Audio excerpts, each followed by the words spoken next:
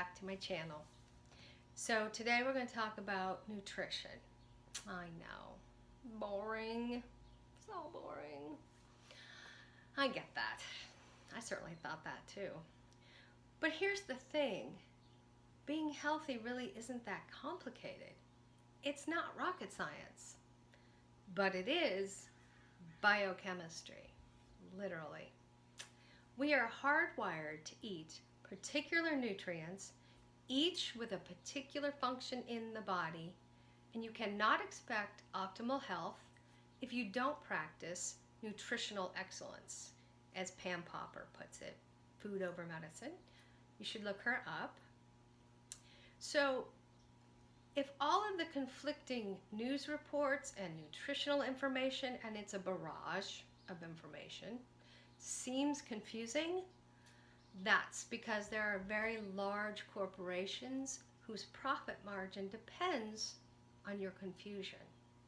They pay big bucks to engender your confusion. So basically, you just throw your hands up in disgust and say, well, if they can't agree, what do I know? I'm just going to keep on doing what I'm doing because it doesn't make any sense anymore. Is butter good or bad? I mean, Time magazine said butter is back. Do eggs raise cholesterol or don't they? Meal replacement shakes, gimmicks, diets, fads, fasts, smoothies. It's a billion-dollar industry for diet, lifestyle, and health. And what? We are fatter and sicker than ever. We are dying of chronic lifestyle diseases that can be prevented. So the confusion is real, and I get that. It just perpetuates on and on and on, all of the misinformation. And please, for the love of God, can we let go of the myth that a calorie is a calorie? It isn't. That's old science. If it worked, we wouldn't be fatter and sicker than ever, right? People count their calories all the time, and yet we're fatter and sicker. It's hopelessly oversimplified and clearly doesn't work because here we are. And there are so many confounding variables with the calorie as a calorie, from genetics to toxic load to assimilation. I mean, if you're dysbiotic, you're not assimilating nutrients correctly anyway. So a calorie to you isn't a calorie to me. And that's not even to mention nutritional density and bioavailability. 100 calories of a Snickers bar is not the same as 100 calories of carrots to your body. It may be 100 calories in a lab where they burn the calories and figure out exactly. It's not how it works in the human body. We are way more complex than that. We burn everything differently, also depending on what you've eaten already. The Snickers is literally empty calories to your body. It can save the calories as fuel, the sugar for fuel, but it can't burn it the same way. And it's not the same information to your body, particularly with the chemicals involved.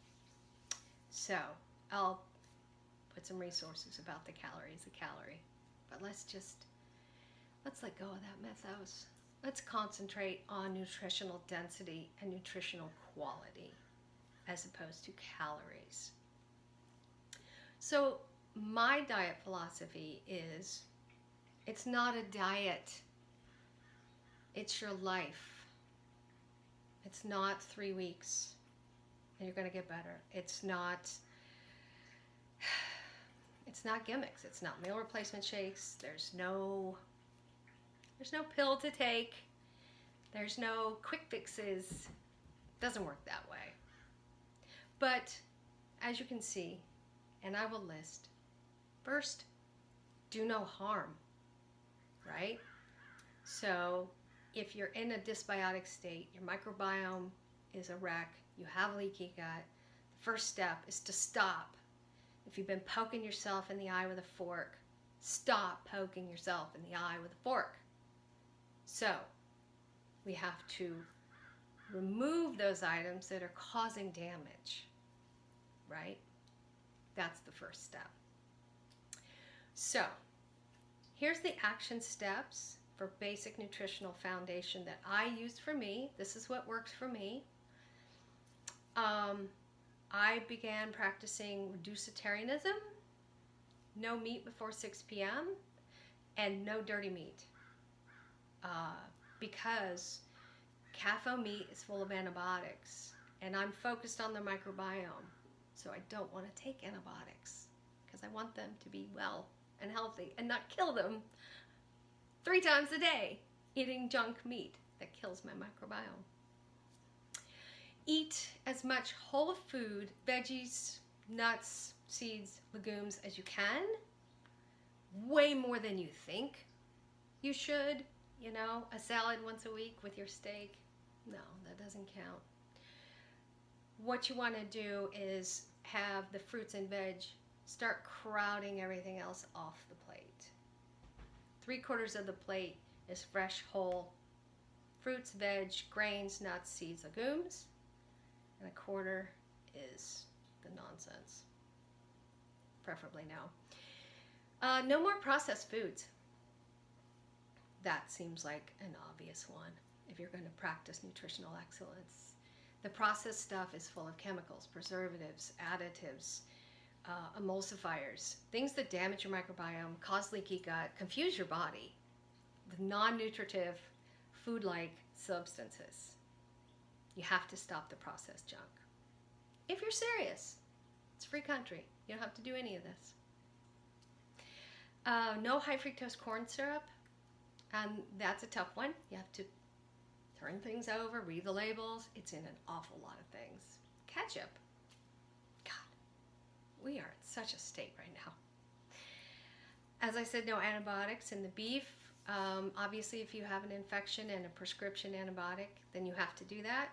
So then you're going to have to be even more diligent about adding in probiotics as food and lots of prebiotics to feed the probiotics.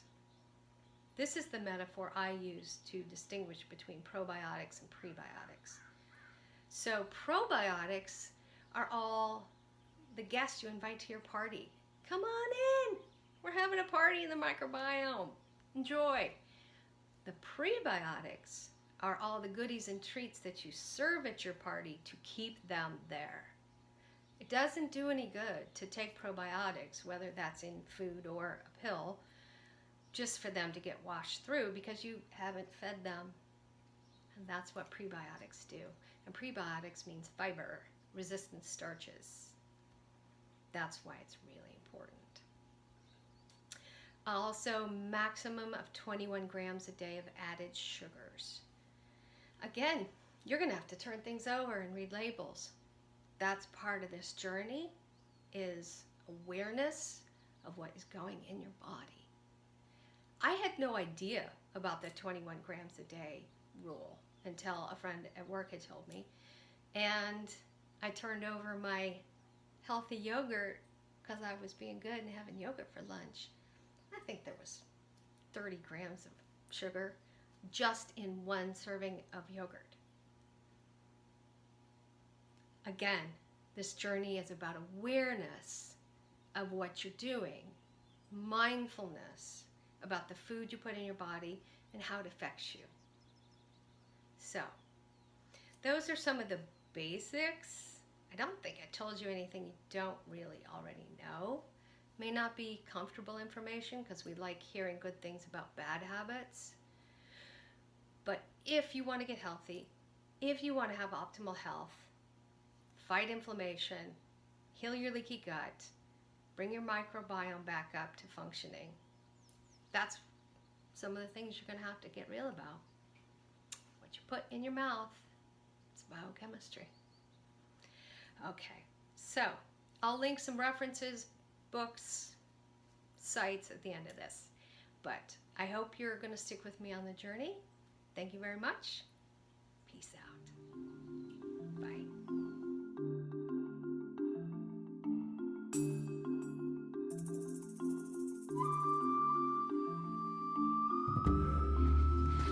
So here comes the disclaimer. I'm not a doctor. I don't even play one on TV. I am on a hike in my mountains, my local hills, right there. So all I can say is this is a journey you have to take for yourself, as I took it for myself. You have to find out what works for your own body to bring your health back in alignment, to take accountability for your health, and gain some autonomy. The medical system is not going to do it for you, and pills aren't going to cure you. They're just going to allay symptoms. So if you're interested in doing more, talk to your doctor and do the journey for yourself. Again, I'm not a doctor. I just did what worked for me and my body, and I hope you will take the journey to find out for yourself what it takes to get back to health. Peace out. Bye.